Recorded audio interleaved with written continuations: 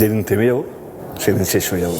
পশ্চিমবঙ্গের জনপ্রিয় অভিনয় জুটি দেব ও শুভশ্রী গঙ্গোপাধ্যায়ের সম্পর্ক নিয়ে একসময় টালিগঞ্জে ছিল ব্যাপক আলোচনা। পর্দার রসায়নের পাশাপাশি ব্যক্তিগত জীবনেও প্রেমের সম্পর্কে ছিলেন তারা। তবে সেই সম্পর্ক ভেঙে যাওয়ার পর দুজনেই নিজেদের জীবন নিয়ে এগিয়ে যান। দীর্ঘ 11 বছর পর ফের একসঙ্গে কাজ করছেন এই জনপ্রিয় জুটি। নতুন সিনেমা দেশু 7 এর মাধ্যমে তাদের প্রত্যাবর্তন ঘিরে ইতিমধ্যে দর্শকদের মধ্যে তৈরি হয়েছে ব্যাপক আগ্রহ।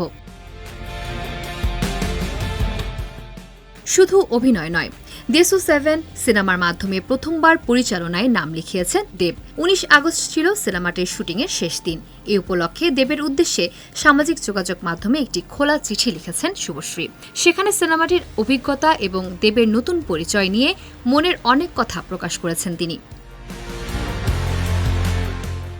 চিঠিতে শুভশ্রী জানান, প্রথম দিকে এই সিনেমা নিয়ে দেবের প্রতি ঈর্ষা হলেও শেষ পর্যন্ত খুঁজে পেয়েছেন অনুপ্রেরণা।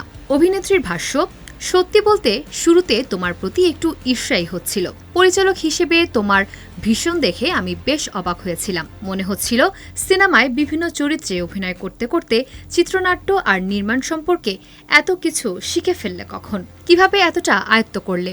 কিন্তু সিনেমাটির যাত্রা যত এগিয়েছে, ঈর্ষার চেয়ে তোমার প্রতি অনুপ্রেরণাটাই বেশি অনুভব করেছি। সিনেমাটির অংশ হতে পেরে ভীষণ আনন্দিত শুভশ্রী। লিখলেন, তোমার সঙ্গে এই যাত্রার অংশ হতে পেরে আমি সত্যিই আনন্দিত।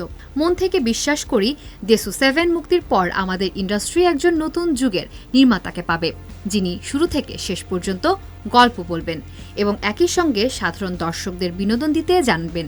তোমাকে নিয়ে আমি গর্বিত।